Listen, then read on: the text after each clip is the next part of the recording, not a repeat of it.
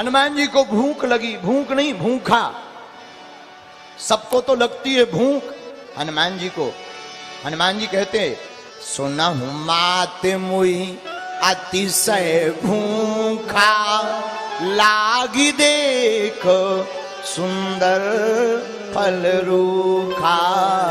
श्री राम जय राम जय जय राम, श्री राम जय राम जय जय राम। हनुमान जी ने माता जानकी जी से कहा, मां हमें भूख लगी है।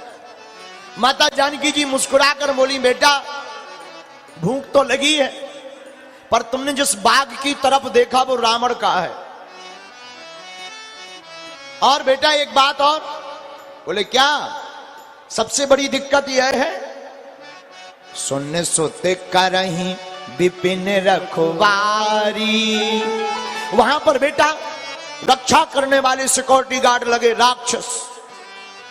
अच्छा, रावण के राज्य में एक विचित्र बात है, कभी गौर करना। रावण के राज्य में रावण स्वयं, बाकी राक्षस भैंसा का भोजन करते, उसमें कोई रखवाली नहीं है। लेकिन फल का जो बाग है उसमें रखवाली है। मतलब बात सीधी सी है कि यहां पर अट्ट सट्ट तो खा सकते हो, लेकिन फलाहार पर रोक है।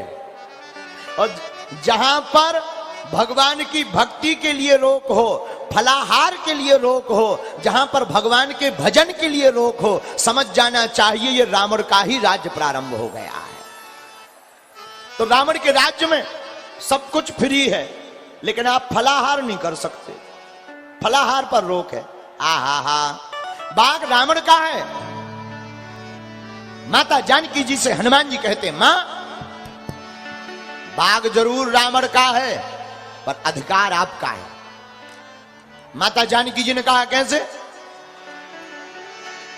हनुमान जी हाथ जोड़कर बोले, मां पेड़ों का संबंध जमीन से है, पृथ्वी से है, और आपका संबंध भी पृथ्वी से है। आप भी प्रकट पृथ्वी से हुई और पेड़ों की जड़ भी पृथ्वी में है, तो ये तो आपके ही संगे संगाती हुए। तो हमें लगता रावण से ज्यादा आपका पेड़ों के ऊपर अधिकार है।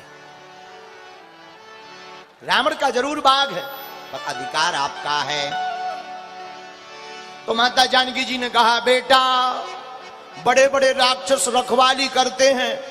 हनुमान जी बोले, माता हमें चिंता नहीं है। बोले क्यों? सिर पर सीताराम फिकर फिर क्या करना, सिर पर सीताराम फिकर फिर क्या करना, क्या करना क्या करना, फिकर फिर क्या करना, क्या करना क्या करना, फिकर फिर क्या करना, सिर पर सीताराम फिकर फिर क्या करना।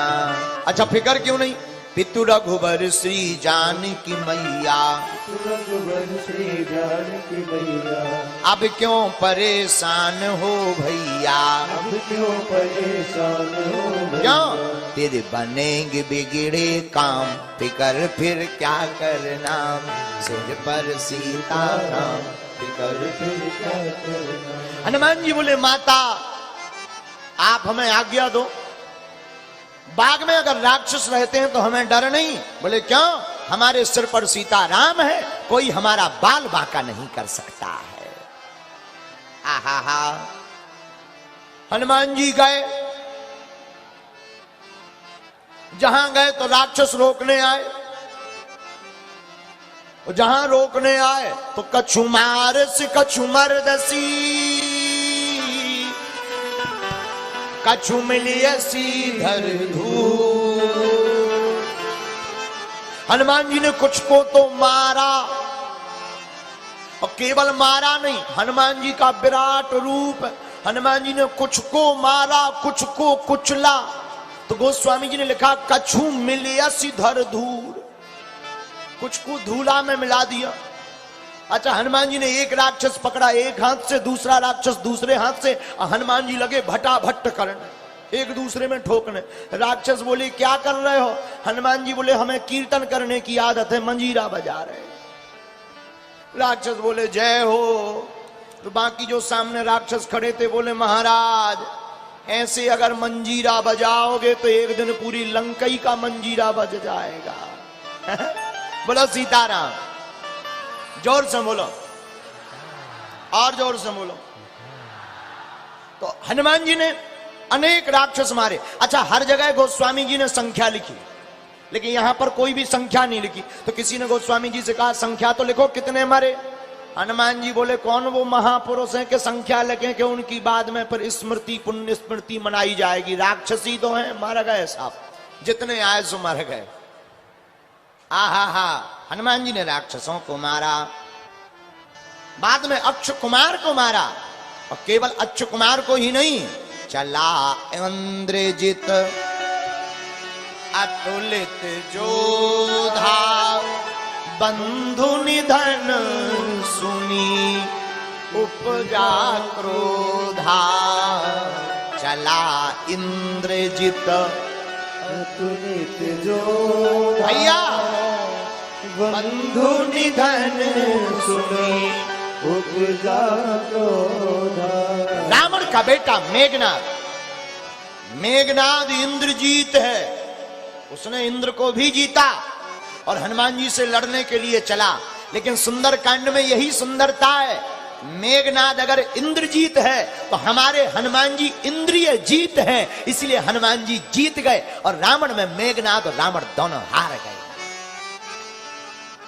दूसरी बात, लंका में हनुमान जी की पूंछ और रावण की मूंछ, दोनों की लड़ाई है, लेकिन हनुमान जी से कौन जीत सकता है? बोले क्यों? सिर पर सीताराम फिकर फिर क्या करना, जिसके सिर पर राम होते हैं उसका कोई बाल बांका नहीं कर सकता है। बोलो सीताराम। साधु जी, अब इंद्रजीत आया, इंद्रजीत ने ब्रह्मास्त्र का प्रयोग किया। किसका? किसका प्रयोग किया? ब्रह्मास्त्र का। गोस्वामी जी ने लिखा ब्रह्मास्त्र ही साधा कपि मन की विचार। हनुमान जी के ऊपर ब्रह्मा का अस्त्र ब्रह्मास्त्र छोड़ा। हनुमान जी ने सोचा बूढ़ों की बात माननी चाहिए, वृद्धों का सम्मान करना चाहिए।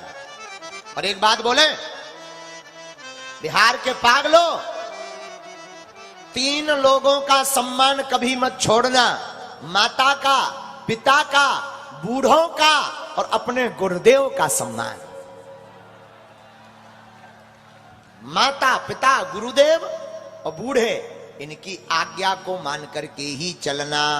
अगर बहुत बड़ा बनना चाहते हो तो, बहुत बड़ा बनना है, इनका सम्मान करो। देखो, बूढ़ों के पास जो वृद्ध होते हैं, उनके पास कुछ हो या ना हो पर अनुभव तो होता है। हाँ जी या ना जी? बोलो हाँ जी या ना जी? बूढ़ों के पास अनुभव जरूर होता है। एक बार छपरा बिहार से रेलगाड़ी पर एक बूढ़ा आदमी बैठा था डब्बे में। उसी वक्त 12-13 लड़के मतलब जवान लड़के नौबतपुर के चढ़ गए।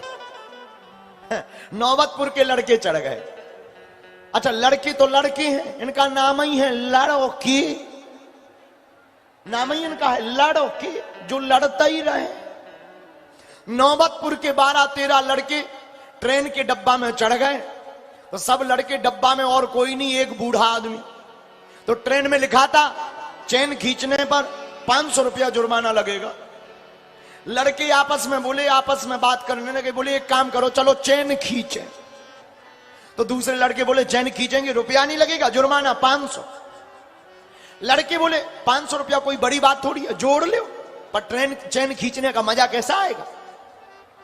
तो लड़कों ने रुपया जोड़े। अब लड़के तो लड़के, सबने, किसी ने 100 निकाले, किसी ने 200 निकाले, ऐसे 1200 रुपया लिए। एक लड़का जो सबसे समझदार था उसकी जेब में धर दिए कि भाई टीटी आवे, फाइन कटेगा तो 500 दे देना। लेकिन तब तक दूसरा नौबतपुर का चंगीलाल, नौबतपुर का चंगीलाल बोला 1 रुपया नहीं लगेगा और ट्रेन रुक जाएगी। बोले कैसे? लड़के बोले चैन अपन खींचो अब पूछेंगे तो बता देंगे इन बूढ़े दादाजी ने खींची है। और अच्छा, अब बूढ़ा दादाजी जो बेचारे बैठे थे छपरा वाले, वो हाथ जोड़े, ऐसा मत करो, हमारा नाम मत लगाना, हम क्या जवाब देंगे, हमसे कुछ बनता नहीं। अब लड़कों को और मजा आए, लड़कों को तो और मजा आती है, कोई हाथ जोड़े तो लड़के तो और हैं। अब लड़कों ने चैन खींची, ट्रेन रुकी, अधिकारी आए, कहां ट्रेन, चैन किसने खींची? लड़की बोली इसने, ये दादाजी बैठे बूढ़े, इनने खींची। तुमने चैन क्यों खींची? अब बूढ़ा तो बूढ़ा, देखो कितना बुद्धिमान होता है, तो हाथ जोड़ करके छपरा का दादाजी बोला, महाराज हुजूर अब चैन ना खींचे तो क्या करें? बोले क्यों? बोले लुट गए, हमारी डकैती हो गई। तो वो अधिकारी बोले किसने? अरे बोले हमारे पास 1200 रुपया थे, इन लड़कों ने छुड़ा लिए, और ये जो लड़का पीली शर्ट में बैठा है इसी ने ले लिए हैं। अधिकारियों ने जैसे ही जांच की तो वो 1200 रुपया पकड़े गए। दादाजी मन ही मन बोले जय हो। अधिकारियों ने वो 1200 रुपए दादाजी को दे दिए। लड़के बोले भाई दादाजी तो खतरनाक निकले, अपन को ही फंसा दिया। बाद में जब रेलवे स्टेशन पर ट्रेन रुकी और बच्चे सब जेल जाने लगे, तो अपनी दाढ़ी पर हाथ फेर कर बूढ़े दादाजी छपरा वाले बोले, सुनो लड़को, ये दाढ़ी वैसे ही नहीं सफेद हो गई है, अनुभव से सफेद हुई है। बोलो सीताराम, जोर से बोलो। इसीलिए माता पिता गुरुदेव और वृद्धजन, इनका सम्मान करना चाहिए। क्या करना चाहिए? हनुमान जी महाराज के ऊपर मेघनाद ने ब्रह्म अस्त्रते साधा, कपि मन की विचार। क्या? जो न ब्रह्म सरमान,